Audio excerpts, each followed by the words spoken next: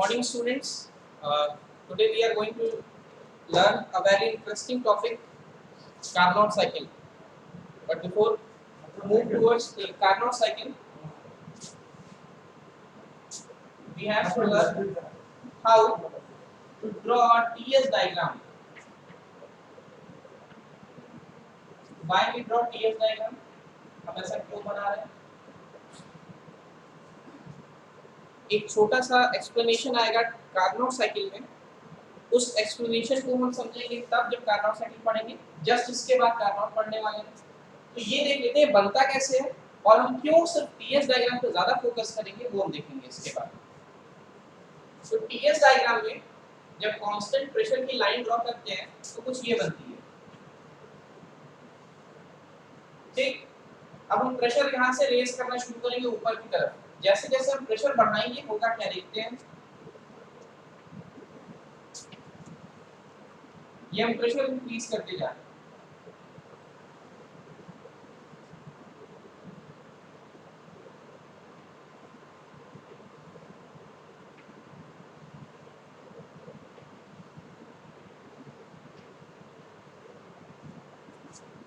अगर देखा जाए ये जो पॉइंट्स है जहां पर ये डेविएशन मिल रहा है दोनों साइड, इन पॉइंट्स को हम जोड़ने की कोशिश करते हैं, ज्वाइन करते हैं. तो यहाँ जोड़ा, एक इधर से जोड़ा. ठीक, तो दो लाइन हमें मिली. ये दोनों लाइन कहीं कन्वर्ज कर रही होगी, मींस कहीं पे आकर मिल रही होगी. एक मीटिंग पॉइंट होगा इसका, क्योंकि प्रेशर हम कंटिन्यूअसली इंक्रीज करते जाएंगे नीचे से ऊपर की तरफ. प्रेशर, अभी हम टेंपरेचर और ड्रॉपिंग की बात ही नहीं कर रहे. ये कांस्टेंट प्रेशर लाइन है. हम इस प्रेशर को इंक्रीज कर रहे हैं.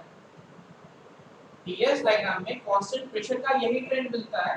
हम इस प्रेशर को इंक्रीज कर रहे हैं. इसके बीच में इनफाइनाइट नंबर्स ऑफ पॉइंट्स होंगे, हम उसे इंक्रीज कर रहे हैं. सपोज यहाँ 1 बार है, यहाँ 10 बार है, यहाँ 50 बार है, 60 बार है, सो ऑन. अब इंक्रीज करते चले गए.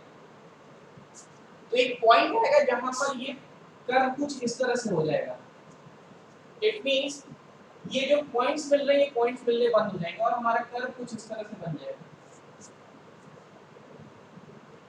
इसी लाइन को, ये जो पूरी लाइन यहां से बनी है, ये जो सेक्शन बना है, ये हमें हेल्प करता है सेक्शन को ये आइडेंटिफाई करने में कि हमारा सिस्टम किस स्टेट में काम कर रहा है. स्टेट बोले तो क्या, स्टेट हमारे पास कौन कौन से आएंगे? लिक्विड, गैस और इनका मिक्सचर.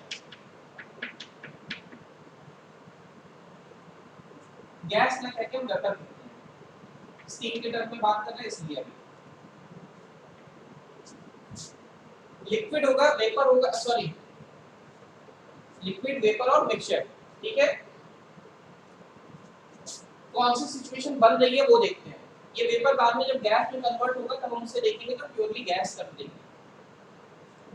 जहां पर ये पॉइंट मिल रहा था वो पीक पॉइंट, जहां के बाद वो पीक पॉइंट जिसके बाद ये लाइन हमें कोई एक भी चेंज नहीं दे रही है, वेरिएशन नहीं दे रही, सिर्फ एक स्ट्रेट लाइन पे ऐसे मूव कर जाती है. वो पॉइंट जिसके बाद वो मूव कर जाती है वो पॉइंट कहलाएगा क्रिटिकल पॉइंट.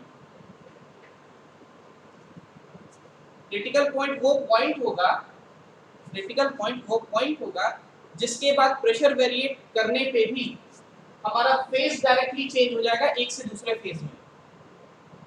कैसे फेज चेंज कहने का मतलब, मान लीजिए आपने सॉलिड आइस लिया या सॉलिड कोई लिक्विड ली, कोई लिक्विड लिया, उसको हीट करना शुरू किया. एक टेंपरेचर तक वो धीरे धीरे वेपोराइज होगा. मींस टेंपरेचर बढ़ेगा लिक्विड का. टेंपरेचर बढ़ने के साथ होगा क्या, लिक्विड धीरे धीरे वेपर में कन्वर्ट होना शुरू करेगा. ये वो प्रोसेस है जो वेपोराइजेशन कहते हैं. बट मान लें हमारे पास सॉलिड है, एक आइस को मान लेते हैं, उसकी लिक्विड कंडीशन को एस्केप करके वो सॉलिड से अगर हम वेपर की तरफ मूव कर जाएं तो ये प्रोसेस हो गया सब्लिमेशन का, डायरेक्ट मूव कर गया. इट मींस फेज चेंज तो किया. इसी तरह लिक्विड में भी फेज चेंज किया. तो जब भी फेज चेंज होगा हमारा, उस कंडीशन में हमारे पास लेटेंट हीट का कांसेप्ट आएगा. लेटेंट हीट का। अगर हमारा फेस चेंज नहीं होता, सपोज हमारा लिक्विड है, लिक्विड ही मेंटेन रहे 100 डिग्री से कम, अगर हम एक वाटर को बॉईल करते हैं, अगर हमने बहुत माइल्ड बॉईल किया, अगर ये 25 डिग्री पे मेंटेन है, हमने इसे 30 डिग्री पे मेंटेन किया, 30 डिग्री सेल्सियस, देन होगा क्या, वो लिक्विड लिक्विड ही रहेगा, उस लिक्विड का कोई फेस चेंज नहीं होगा। इट मींस उसकी खुद की एनर्जी इंक्रीज हुई, वो जो एनर्जी इंक्रीज हुई उसे सेंसिबल हीट कहेंगे, जिसे हम सेंस कर पा रहे हैं। लेटेंट हीट वो हीट जो दिख नहीं रही है, लेटेंट मींस ये छिपा हुआ, इट मींस वो एनर्जी कन्वर्ट हो गई किसमें, एक फेज से दूसरे फेज में चेंज होने में। यहां कौन सा फेज चेंज हो रहा है वो देख रहे हैं।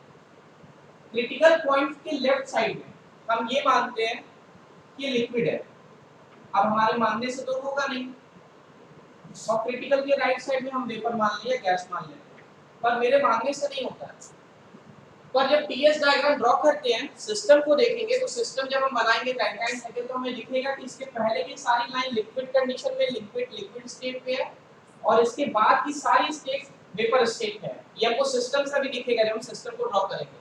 तो तब तक के लिए मानते हैं कि क्रिटिकल पॉइंट से लेफ्ट साइड में एक लाइन है, ये कर्व है, इसका नाम देंगे सैचुरेशन स्टेट।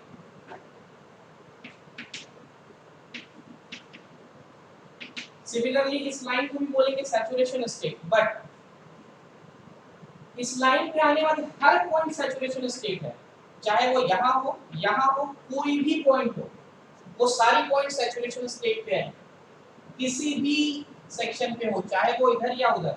लेकिन अगर क्रिटिकल पॉइंट के लेफ्ट साइड में है, तो हम उसे नाम देंगे सैचुरेशन स्टेट फॉर जो भी फ्लूइड की, लिक्विड की कंडीशन होगी लिक्विड के लिए, और जो भी इस लाइन पे लाई करेगा उसे हम वेपर के स्टेट में कंसीडर करेंगे। हमारे स्ट्रीम टेबल में हमने पढ़ रखा है HF, HFG, HG, SF, SFG, SG।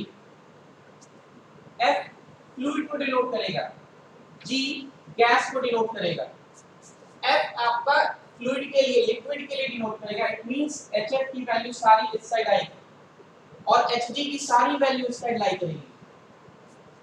बीच में आपको मिल रहा है HFG, जिसे हम कहते हैं Hg माइनस HF। ये HF है, ये Hg है, इन दोनों के बीच में Hg माइनस HF। अब वो कहां पर होगा उसको हम बाद में भी कैलकुलेट करेंगे। तो हमारे पास HF मिल गया, Hg मिल गया। Hg कभी इस लाइन के बाहर नहीं है, HF इस लाइन के बाहर नहीं है, ये इस लाइन की बात है, सैचुरेशन स्टेट की बात करते हैं। और हम जब भी कैलकुलेट करेंगे तो हम इस टर्म में कैलकुलेट करेंगे। हम जब भी कोई साइकिल ड्रॉ करेंगे तो हम सिर्फ इस टर्म में कैलकुलेट करेंगे, H और S के टर्म में। ठीक है, ये ड्रॉ करने का एक प्रोसेस था। ये कर्व आया कहां से, ये कर्व आया प्रेशर लाइंस को जब हमने मिलाया, उसके कुछ पॉइंट्स मिले, उस पॉइंट्स को कन्वर्ट किया तो एक कन्वर्जिंग कर्व मिला, जिस कर्व को हम ड्रॉ करते हैं आगे के फर्दर साइकिल के लिए। देखते हैं वो क्या रहा है। नीला है ना, इसके द्वारा आई होप आपको वो कर्व समझ में आया, ड्रॉ कैसे करते हैं। तो हम सबसे पहला टॉपिक देख लेते हैं कार्नोट साइकिल। आपको प्रोसेस पता होगा, मैं ड्रॉ करता हूं और फिर टीएस डायग्राम में देखते हैं खास बात क्या है उसकी। बहुत ध्यान से देखेंगे।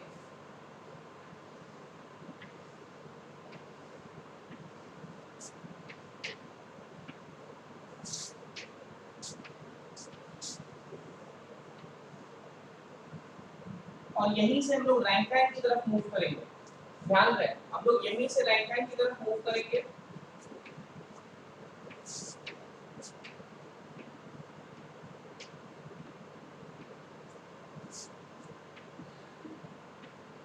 इसलिए हमें इसे समझना बहुत जरूरी हो जाएगा ताकि हम इससे रैंकाइन की तरफ मूव कर सकें। क्योंकि पढ़ा हुआ है हमने, तो ये देखा है कि ये कांस्टेंट, ये आइसोथर्मल प्रोसेस है, वॉल्यूम कम हो रहा है इस तरफ से इस तरफ, यानी V4 और V1 के टर्म में देखें तो इट मींस कंप्रेशन प्रोसेस होगा। और चूंकि आइसोथर्मल प्रोसेस होता है तो आइसोथर्मल कंप्रेशन प्रोसेस हुआ 4 to 1, आइसोथर्मल कंप्रेशन प्रोसेस हुआ 4 to 1, टेंपरेचर कांस्टेंट है 1 से 2, आइसेंट्रोपिक प्रोसेस होता है, इसे हम रिवर्सिबल एडियाबैटिक प्रोसेस कहते हैं। आइसेंट्रोपिक कैसे? एंट्रोपी का कोई चेंज नहीं हो रहा होगा, 1 से 2 एंट्रोपी कांस्टेंट है। It means S2 S1 always 0। कैसे कहा जाए? कंप्रेशन है कि एक्सपेंशन है? प्रेशर रेज कर रहा है इस 1 से 2 तक जाने में, इट मींस प्रेशर इंक्रीज किया, इट मींस हमने उसे कंप्रेस किया है। Reversible adiabatic compression process. Next isothermal expansion process, क्योंकि वॉल्यूम एक्सपैंड कर रहा है। Then reversible adiabatic expansion process from 3 to 4। ये वो डायग्राम है जो हमने पीवी से टीएस में कन्वर्ट किया है। अब हम टीएस पे फोकस करेंगे और पीवी को मिटा देते हैं। क्यों मिटा रहे हैं अभी देखेंगे कि टीएस से ही हमारा सारा काम हो जाएगा। हम सारे न्यूमेरिकल ऐसा भी क्वेश्चन होगा हम उसे टीएस से ड्रॉ करेंगे और सॉल्व करके तुरंत दे देंगे आंसर उसका। ये प्रोसेस हमने समझ लिया, लेकिन सुन रखा है कि इसकी एफिशिएंसी होगी 100%। ठीक है, ये हमने देख रखा है। इन सब में लगा क्या रहता है? इधर कंप्रेसर लगा रहता है। ये इंजन की बात हो रही है, कार्नोट इंजन, यहाँ कंप्रेसर लगा रहता है। कंबशन का एरिया होगा, एक्सपेंशन के लिए हमारे पास टरबाइन है, देन एक कंडेंसर लगा रहता है या फिर कोई जहाँ पे कूलिंग मीडियम होगा जो एक्सपेंशन प्रोसेस के बाद कूल करेगा। दो प्रोसेस हैं हमारे पास, आइसेंट्रोपिक और isenthalpic. Sorry, isentropic and isothermal. ये प्रोसेस आइसोथर्मल है। ठीक, एफिशिएंसी में देखते हैं, इसे हमने टीएल नाम दिया है और टीएच नाम दिया है। एफिशिएंसी का फार्मूला बेसिक कार्नोट फार्मूला है 1 TL/TH। TL this, TH this. It means हमारे पास दो ही ऑप्शन है, या तो TL को घटा दे या TH को इंप्रूव कर दे। दो ही ऑप्शन है, या TH को और ऊपर शिफ्ट कर दे या TL को और नीचे शिफ्ट कर दे। और कोई ऑप्शन नहीं है हमारे पास एफिशिएंसी इंप्रूव करने के लिए। सिर्फ TL और TH की ही बात करता है, ये कार्नोट कहता है। आप खुद सोचिए क्या क्या पॉसिबिलिटीज है। TH को इंप्रूव करते हैं ऊपर की तरफ, बट हमारे पास लिमिटेशंस है। TH को इंप्रूव करने के साथ साथ हम इस टेम्परेचर को इंक्रीज कर देते हैं, यानी हायर टेम्परेचर जो है हम इंक्रीज कर चुके हैं। इट मींस होगा क्या? टरबाइन यहाँ पर जो लगा होगा उसका इनलेट टेम्परेचर इंक्रीज करेगा। इट मींस टरबाइन हमारा एक हाई टेम्परेचर पे वर्किंग एनवायरनमेंट देगा और उस समय इसका एक्सपेंशन प्रोसेस जो होगा वो काफी रेस्ट्रिक्टेड होगा। क्यों रेस्ट्रिक्टेड होगा? Due to metallurgical constraint, not thermodynamic. क्योंकि हमारा टरबाइन जो होगा उसकी मटेरियल्स की जो कैपेसिटी होगी वो एक सर्टेन लिमिट के बाद आपका टेम्परेचर इंक्रीज करना उसे एक्सेप्टेबल रेंज में नहीं होगा, जिसकी वजह से हमारे टरबाइन ब्लेड्स खराब होने शुरू हो जाएंगे और एफिशिएंसी हमारी खराब होनी प्लांट की शुरू हो जाएगी। इट मींस हमारे पास टीएच को एक लिमिट से ज्यादा इंक्रीज करने की पॉसिबिलिटी नहीं है। इट मींस हम टेम्परेचर हाई टेम्परेचर को और इंक्रीज नहीं कर सकते। देन हम लोअर टेम्परेचर की बात करते हैं। लोअर टेम्परेचर के साथ प्रॉब्लम क्या है? चलिए मान लेते हैं लोअर को इंक्रीज करते हैं। हमने ड्रॉ किया कुछ यहाँ पर, तो हमें 2 पॉइंट मिला, एक तो ये 4 मिला था, एक ये 4 डैश मान लेते हैं, यहाँ पर 4 डैश है। ठीक, ये रीजन हमने माना था लिक्विड का, ये हमने माना था वेपर का। दो रीजन थे हमारे पास। रीजन REGION, ये सेक्शन लिक्विड का, ये वेपर का। ये 4 पॉइंट और 4 डैश पॉइंट, इन दोनों में से कौन सा वेपर के नजदीक है? 4 और 4 डैश में कौन सा वेपर के नजदीक है? 4 वाला वेपर के नजदीक है। 4 डैश पे जैसे ही हम मूव करते हैं, मींस हम 4 से जैसे ही नीचे आए हमने वाटर पार्टिकल्स ऐड करना शुरू कर दिए, यानी कि वेपर की जो डिस्टेंस है, हम यहाँ पर अगर 4 पे हैं तो हम वेपर की तरफ मूव कर रहे हैं। ठीक है, अगर हम किसी पोजीशन पे और मेरे सामने वेपर है तो हम वेपर की तरफ मूव कर रहे हैं, इट मींस हम बहुत नजदीक हैं। इट मींस मेरे अंदर जो वेपर क्वांटिटी होगी, जो वाटर के ड्रॉपलेट्स होंगे वो कम होंगे। बट इफ हम और पीछे चले जाए, गैसियस फेज से और पीछे चले जाए, इट मींस हुआ क्या? ये डिस्टेंस हमारी बढ़ गई। यानी हमारे और इसके बीच में जो डिस्टेंस आई है उससे हमें क्या इफेक्ट पड़ा, मेरे अंदर अब वाटर पार्टिकल्स ज्यादा हो गए। इट मींस ये जो डिस्टेंस थी 4 और 4 डैश की, वाटर पार्टिकल्स ऐड ऑन हो चुके हैं 4 में, 4 डैश पे। अब आप खुद सोचिए वाटर पार्टिकल्स यहां ज्यादा हुए, होगा क्या, आपकी जो टरबाइन ब्लेड्स होंगी उस पे इंपिंज करना शुरू करेंगे। अभी टरबाइन से बाहर तो आई नहीं है, स्टीम जो भी है वो अंदर ही है, तो आपके टरबाइन ब्लेड्स पे इंपिंज करना शुरू करेंगे। और जब आपके टरबाइन ब्लेड्स होंगे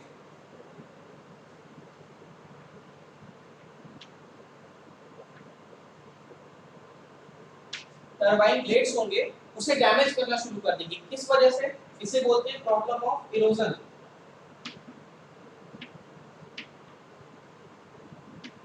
इरोजन मींस समझ लीजिए आप एक रेत पे या बालू पे खड़े हैं और आपके ग्लास में पानी का ग्लास आपने पकड़ रखा है, आपने पानी गिराया नीचे, तो उस रेत पे या उस सैंड पे या उस जो भी आप बालू पे खड़े हैं वहां एक छोटा सा गड्ढा बन जाएगा।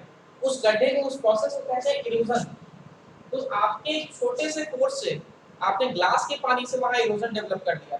तो सोचिए हाई प्रेशर हाई टेम्परेचर पे जब स्टीम किसी मटेरियल पे इंपिंज करेगी तो उस पे क्या होगा।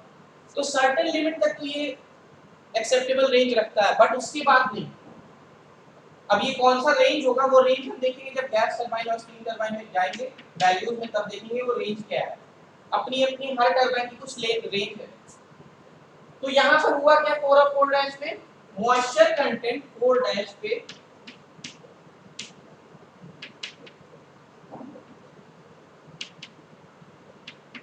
ज्यादा हो गया एज कंपेयर टू 4। तो फायदा क्या होगा, अब हमें कुछ नहीं, कोई फायदा नहीं, हमारा टरबाइन डैमेज कर जाएगा। लेकिन जब कभी भी प्लांट की एफिशिएंसी की बस बात करेंगे, इट मींस हमारा प्लांट खराब हो जाए, टूट जाए, कुछ भी हो जाए, कॉस्ट कितनी भी लग जाए, कोई फर्क नहीं पड़ता, बट हम ये सोचें कि हमें एफिशिएंसी इंप्रूव करनी है एनी हाउ, हमारे पास सिर्फ एक ही ऑब्जेक्टिव हो कि सिर्फ एफिशिएंसी इंप्रूव करनी है। बट अगर हमारा प्लांट डैमेज होता है तो हो जाए, उस कंडीशन में टीएल को नीचे की तरफ शिफ्ट कर देंगे, क्योंकि ऊपर तो शिफ्ट करने की ज्यादा पॉसिबिलिटी ही नहीं है due to metallurgical constraint. It means हम ज्यादा तो बढ़ा ही नहीं सकते, लेकिन नीचे ला सकते हैं। तो नीचे कहां तक ला सकते हैं, नीचे आप वैक्यूम तक मूव कर सकते हैं, एटमॉस्फेरिक से नीचे काम कर सकते हैं। बट होगा क्या, मॉइस्चर कंटेंट इंक्रीज करेगा और हमारे ब्लेड इरोजन की प्रॉब्लम शुरू हो जाएगी। लेकिन ये तभी करेंगे जब हमें ये मानना हो कि सिर्फ एफिशिएंसी ही हमारा प्राइम इंपॉर्टेंस है और कुछ नहीं। यहां से ये कांसेप्ट ये निकल के आता है कि हमारी जो पावर प्लांट है वो ठंडी में, विंटर के सीजन में उसकी एफिशिएंसी ज्यादा होती है। यानी अगर हम समर विंटर की बात करते हैं और आपसे पूछा जाए कि समर में एफिशिएंसी ज्यादा है कि विंटर में एफिशिएंसी ज्यादा होती है पावर प्लांट की, तो summer means higher temperature, winter means lower temperature. तो क्या हायर टेंपरेचर पॉसिबल था इंक्रीज करना, नहीं, क्योंकि मेटलर्जिकल कंस्ट्रेंट्स हैं। इट मींस कि हम स्लाइटली इंप्रूव करते हैं टेंपरेचर, तो स्लाइटली तक तो वेरिएशन है, बट एक लिमिट के बाद नहीं, क्योंकि मेटलर्जिकल कंस्ट्रेंट्स हमें रोकते हैं। विंटर में हमारे पास ज्यादा पॉसिबिलिटी है नीचे की तरफ मूव करने की। इट मींस लोअर जितना होगा, टीएल की वैल्यू जितनी कम होगी, ये पूरी वैल्यू उतनी उतनी ज्यादा कम होगी और एफिशिएंसी की वैल्यू 1 से ज्यादा की तरफ मूव कर 1 की तरफ मूव करने लगेगी। इट मींस हम बहुत रेंज तक पहुंचेंगे तो भी सिर्फ 100% पहुंच पाएंगे। ये 100% पॉसिबल क्यों नहीं है, हमने देखा कि अगर हम किसी कंडीशन में क्या टीएल 0 कर सकते हैं, क्या ये ऐसा हो सकता है कि 0 हो जाए, कभी भी कभी नहीं हो सकता। कुछ ना कुछ टेम्परेचर रहेगा, क्योंकि -298 केल्विन एब्सोल्यूट 0 पे खत्म, उससे नीचे कुछ होता नहीं है। इट मींस कुछ ना कुछ टेम्परेचर तो ऑलवेज मेंटेन रहेगा। तो टीएल 0 तो नहीं कर सकते। जब ये 0 ही नहीं होगा, इट मींस कुछ ना कुछ वैल्यू ऑलवेज प्रेजेंट रहेगी। इट मींस हमारी एफिशिएंसी 100 तो हो ही नहीं सकती। दूसरा एक और रीजन क्या है जो प्रैक्टिकल इश्यूज में आता है, वो क्या है, वो देखते हैं। क्या प्रैक्टिकल प्रॉब्लम है, प्रैक्टिकल प्रॉब्लम ये है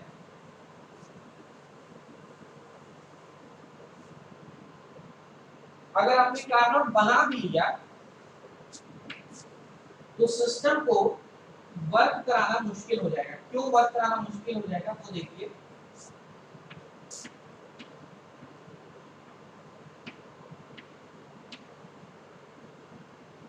आइसोथर्मल का जो प्रोसेस है वो बहुत फास्ट है, इसकी स्पीड बहुत ज्यादा होती है, यानी कि सर्टेन वैल्यू जो मॉइस्चर रीजन में लाई कर रही है लिक्विड और गैस के अंदर, वो कंप्रेस हो रही है, वो कंडेंस हो रही है।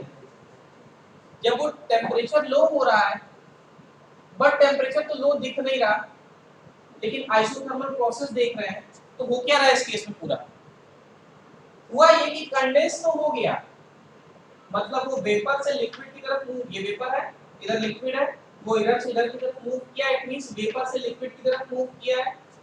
ये वो पॉइंट है 1 जहां पर सिस्टम को सडनली स्टॉप करना है, मतलब कंडेंसेशन प्रोसेस को रोक देना है, और रोकते ही उसे स्टार्ट करना है पंप की तरफ, कंप्रेसर वाला काम करना है।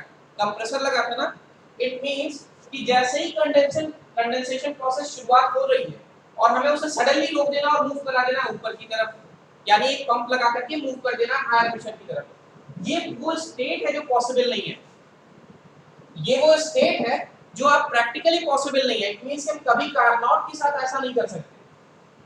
आप चाहे लाख हीट एडिशन के साथ खेल ले, लाख हीट रिजेक्शन के साथ खेले, बट ये अभी पॉसिबल नहीं। जैसे एग्जांपल के लिए एक बहुत अजीब सा एग्जांपल समझें, अगर क्या बॉडी में से अगर अपने हाथ काट दे और ब्लड निकाले और फिर दोबारा पी ले, तो क्या वो ब्लड में मिल जाएगा?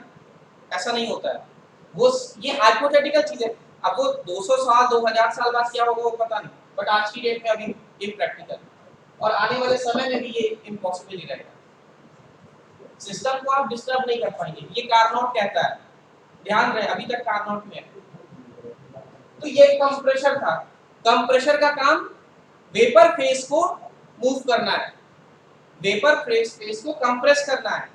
बट अब सोचिए, अगर आप रैंकाइन बना रहे होते तो रैंकाइन क्या कहता है, सेम डायग्राम बनता है,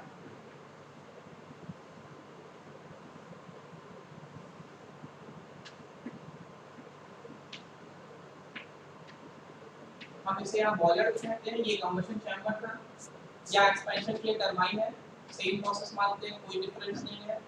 कंडेंसर, यहाँ भी कंडेंसर था, दोनों में डिफरेंस क्या है? देखिए, ये कंप्रेशर था, यहाँ पर पंप लगा है, क्या फायदा हुआ हमें?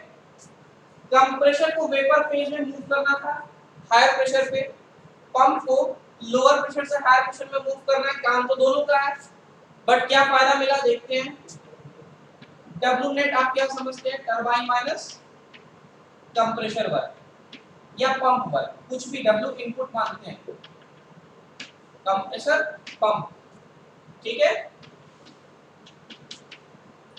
ये रैंकाइन के लिए मान लिया और ये कार्नोट के लिए, ठीक।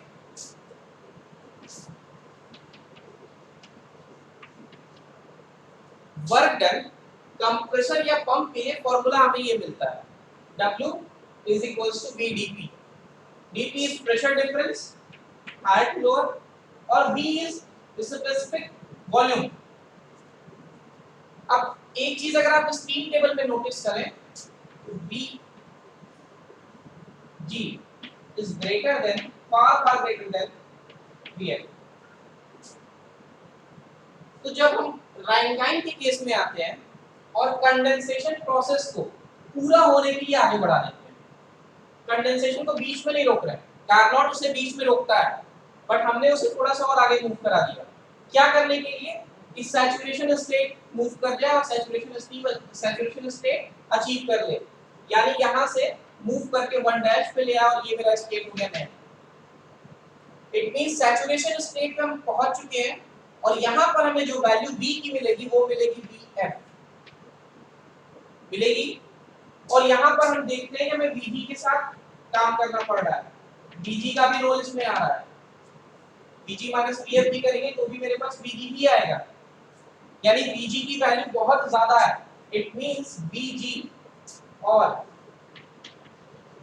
Vf dP, किसका वर्क डन ज्यादा होगा? Vg dP का या Vf dP का?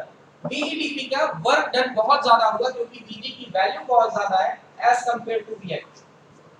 यानी कि जो कंप्रेसर वर्क और पंप वर्क हम जब कंपैरिजन करते हैं तो ये पाते हैं कि पंप वर्क रिड्यूस हो गया और हमारा कंप्रेसर वर्क जो ज्यादा था वो सिस्टम को कैसे इफेक्ट करा। देखिए turbine work minus compressor work net देगा। अगर हमने 100 मान लिया, टरबाइन में 100 देता है और कंप्रेसर 50 ले लेता है, तो 100 minus 50 is equals to 50। Okay, turbine में 100 दे रहा है, पंप हमने कंप्रेसर से रिड्यूस कर दिया, इट मींस क्या मान लेते हैं कि 30 मिला क्या 70। कौन सी वैल्यू ज्यादा है, रैंकाइन के केस में या कार्नोट के केस में? रैंकाइन के केस में हमने डब्ल्यू नेट ज्यादा मिला as compare to Carnot.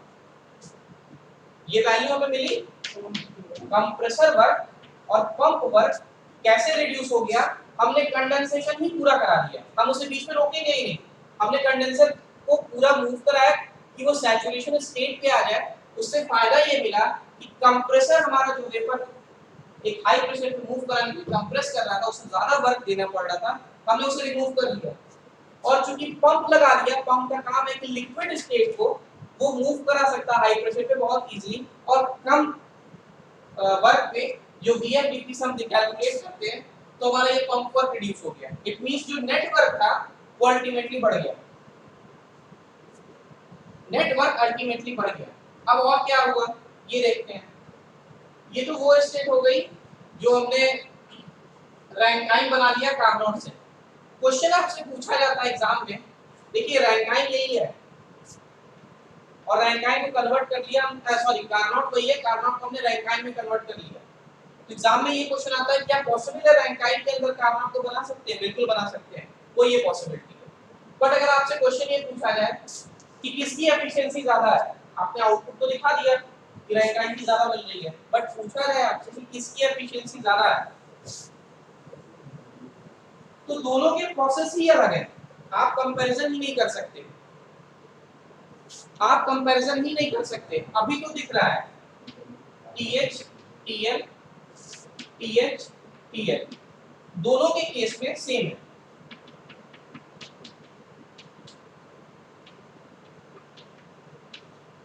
Rankine Carnot दोनों के केस में अभी सेम है। बट सपोज करते हैं कि हमारे पास ये टेम्परेचर कुछ यहां ना हो करके हमने जो रैंकाइन बनाया वो कुछ यहां से आया। अब आप मुझे बताएं, ये जो हम लोगों ने टीएस डायग्राम बनाया हुआ है, ये टेम्परेचर कुछ T था और टीएच हमने माना था, और ये टेम्परेचर T3 है कि नहीं? तो कौन सा ज्यादा होगा, T3 या TH? T3 is greater than TH। अब हम फॉर्मूले में पुट करते हैं, लोअर टेम्परेचर T4 है, T4 को रख देते हैं, हायर टेम्परेचर TH है या T3 है? T3 है। ठीक, कार्नोट में आते हैं, लोअर टेम्परेचर T4 है, हायर टेम्परेचर T3 है।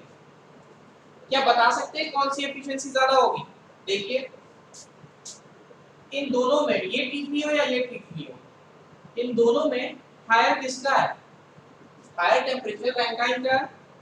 देखिए यानी ये ज्यादा हो गया, ये ज्यादा होने से ये पूरी वैल्यू कम हो गई, इसका मतलब एफिशिएंसी ऑफ रैंकाइन इंक्रीज कर रही है as compare to efficiency of compressor, sorry efficiency of Carnot.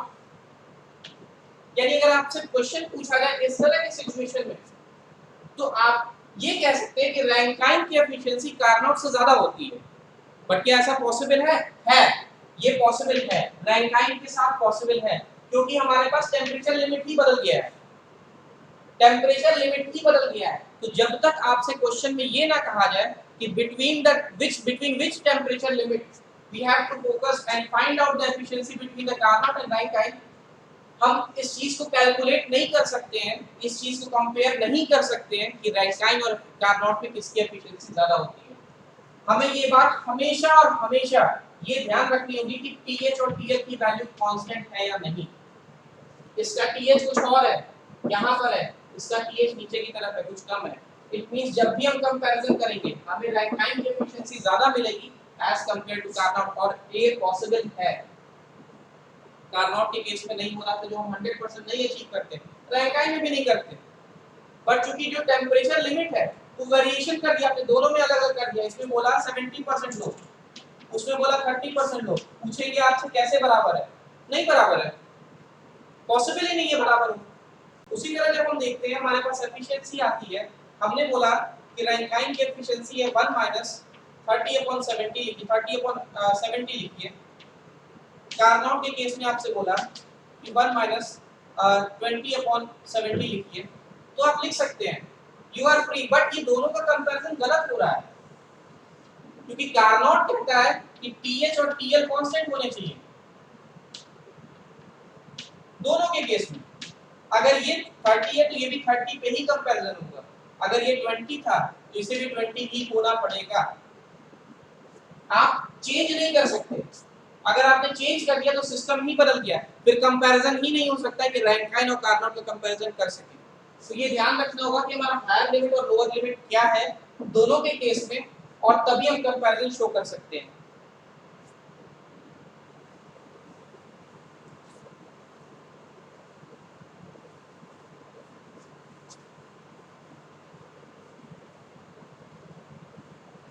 ये जो टीएस डायग्राम की बात थी, सिस्टम टीएस डायग्राम में क्या क्या लिया था उसे छोटे से डायग्राम से देखते हैं।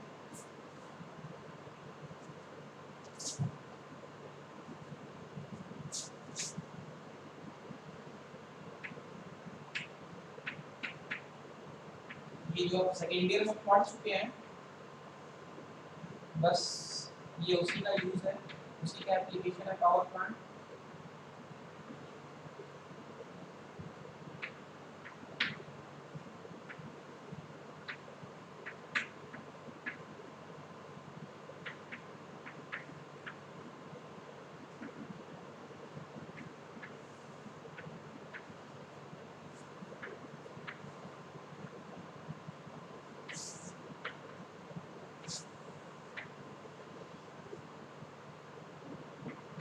आई होप रैंकाइन सर्कुलर याद हो गया होगा, एटलीस्ट ये कर्व तो याद ही हो गया होगा।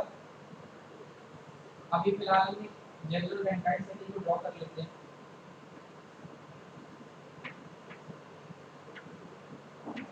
सारे फॉर्मूले देख लेते हैं कि हमें न्यूमेरिकल कैसे सॉल्व करना है, कहाँ-कहाँ से क्वेश्चंस बनेंगे, कौन-कौन से क्वेश्चंस बनेंगे, वो देख लेते हैं।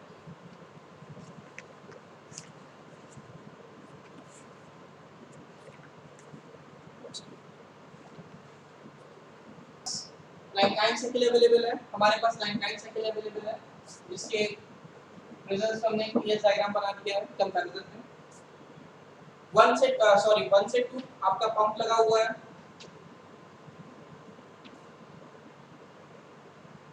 1 से 2 पंप है। ये मैंने आपको कुछ प्रीवियस वीडियोस में बताया है एक बार कि पंप यहाँ पर कैसे है।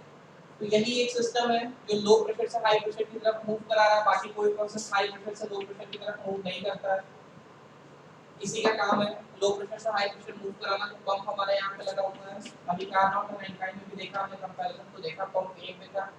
पंप क्या कर रहा है कि लिक्विड को सैचुरेशन स्टेट है ना, ये लाइन सैचुरेशन थी, सैचुरेशन स्टेट से लिक्विड को पंप किया है, किस तरह मूव करा रहा है, कहाँ पे 2 से 3 क्या है, 2 से 3 हमारा बॉयलर लगा हुआ है।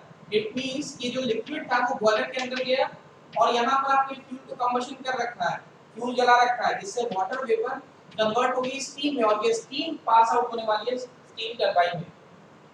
2 से 3 आपका बॉयलर था, हमने बॉयलर रखा, बॉयलर में क्या करना है, हीट सप्लाई करा रहे हैं, ध्यान रखिएगा। पंप वर्क आपने इनपुट दिया, हीट सप्लाई कराया, और 3 से 4 स्टीम टरबाइन, 3 से 4 तक ये स्टीम टरबाइन का प्रोसेस एक्सपेंड कराया, और 4 to 1 कंडेंस कराया, जो स्टीम को कंडेंस किया लिक्विड फॉर्म में ताकि वो दोबारा रिसर्कुलेट हो सके। इसे थर्मोडायनामिक साइकिल कहते हैं। क्यों कहते हैं?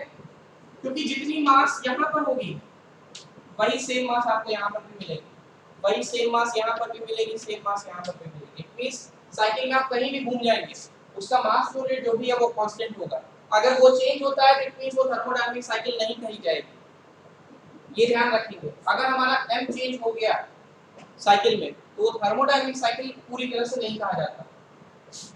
ऐसे साइकिल्स हैं जिसमें हम जैसे रीजनरेशन साइकिल में देखेंगे ऐसा होगा, बट ऐसा मान लेते हैं अभी कि थर्मोडायनेमिक साइकिल उसे हम कंसीडर नहीं करेंगे। ठीक है, फॉर्मूला लिखते हैं ताकि न्यूमेरिकल कैसे सॉल्व हो ये देखते हैं। ये प्रोसेस आपको पता है तो सीधे डायरेक्ट फॉर्मूले पे आते हैं। फॉर्मूला कहाँ से डिराइव होता है, एक फॉर्मूला डिराइव करेंगे, नेक्स्ट फॉर्मूला सारा डायरेक्ट लिखेंगे।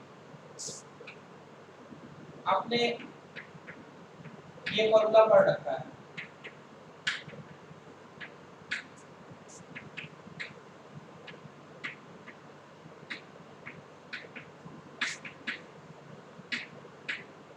ये है क्या, ये स्टडी फ्लो एनर्जी इक्वेशन आपने पढ़ रखा है, एस एफ ई ई।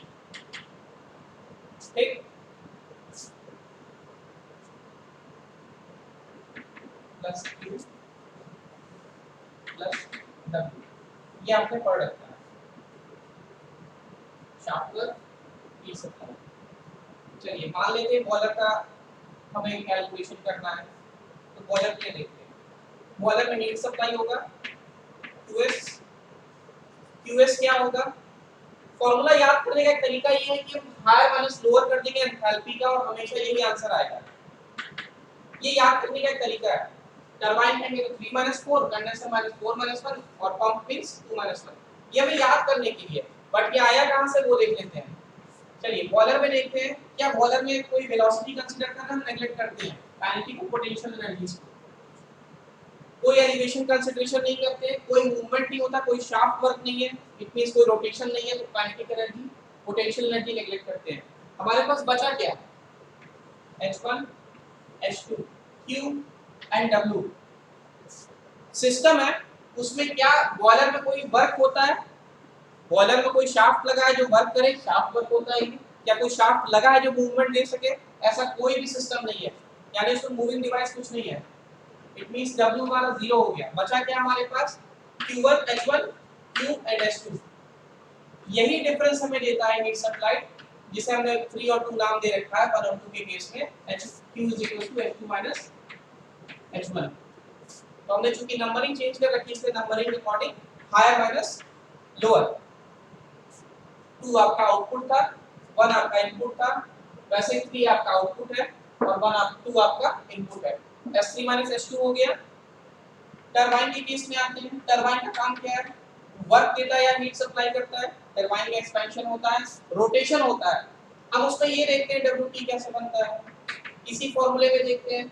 हमने इसे और इसे नेगलेक्ट कर रखा है, H1 Q H2 और W फिलहाल में। क्या फायदा हो रहा है, Q0 होता है इस केस में, क्यों Q0 होता है, क्योंकि हम सिस्टम को एडियाबैटिक रखते हैं। देखिए TS डायग्राम में रिवर्सिबल एडियाबैटिक बोलते हैं।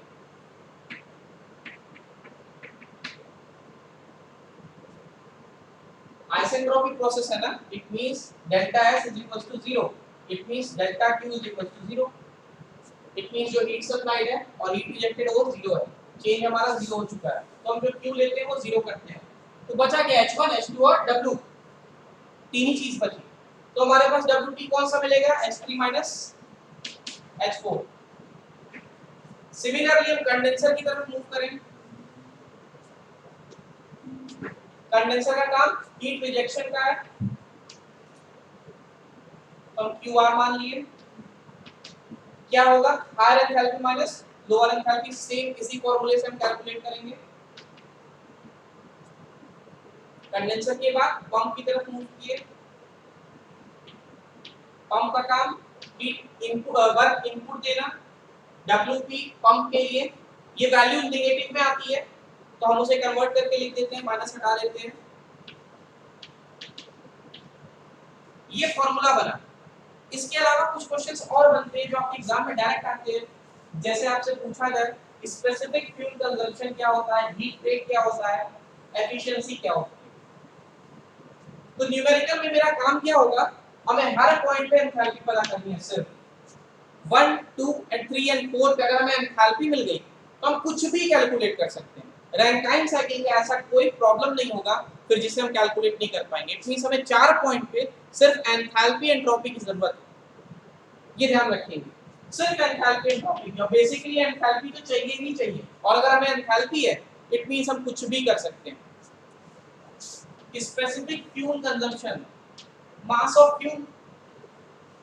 of fuel required to produce 1 kilowatt net work output। तो हम इसे कैलकुलेट करते हैं m dot s upon p। m dot s क्या है? mass of fuel जो हमें सप्लाई के लिए चाहिए थी।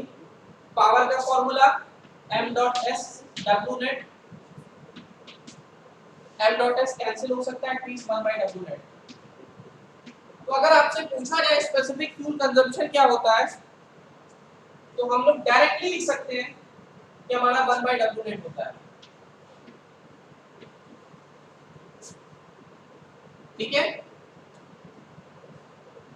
नेक्स्ट आपसे पूछा जाए हीट रेट। हीट रेट क्या होता है? Mass flow rate of heat या heat flow rate in order to produce net work output. तो हम मानते हैं कि हमारा हीट सप्लाई ये है और कुछ मास flow rate of steam consider कर चुके हैं लोग। मास फ्लो रेट हमारा कांस्टेंट रहेगा साइकिल के लिए, तो हम QH/W net लिखेंगे। एफिशिएंसी का formula work W net upon heat supply, W net upon heat supply. यानी जब आपसे पूछा जाए कि हीट रेट बताइए क्या है, तो आप हीट रेट को डायरेक्ट फॉर्मूला लिख सकते हैं। कौन सा फॉर्मूला लिखेंगे? हीट रेट को डायरेक्ट लिखेंगे 1 अपॉन एफिशिएंसी। इट मींस कि हमारे पास एंथैल्पी है तो हम कुछ भी निकाल ले रहे हैं, specific fuel consumption, heat rate, और लास्ट में एफिशिएंसी आपसे पूछते हैं W net upon heat supply. Last में हम आपसे पूछते हैं W net upon heat supply. W net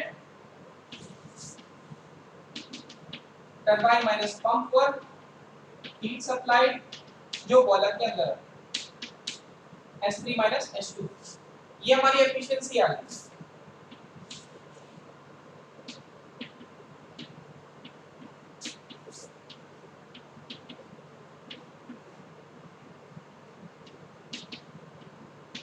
क्योंकि पंप वर्क काफी कम होता है इसलिए हम उसे नेग्लेक्ट भी करते हैं, और हमारी फाइनल जो वैल्यू आती है एफिशिएंसी की वो S3 minus H4 upon S2 minus H2। आज के लिए इतना ही करते हैं। नेक्स्ट हम लोग ये देखेंगे कि इसके बीच की वैल्यू अगर आपको निकालनी हो तो कैसे निकालेंगे। आपके पास स्टीम टेबल में ये डेटा अवेलेबल होता है, ये डेटा अवेलेबल होता है, बट इसके बीच की वैल्यू कैसे निकालेंगे?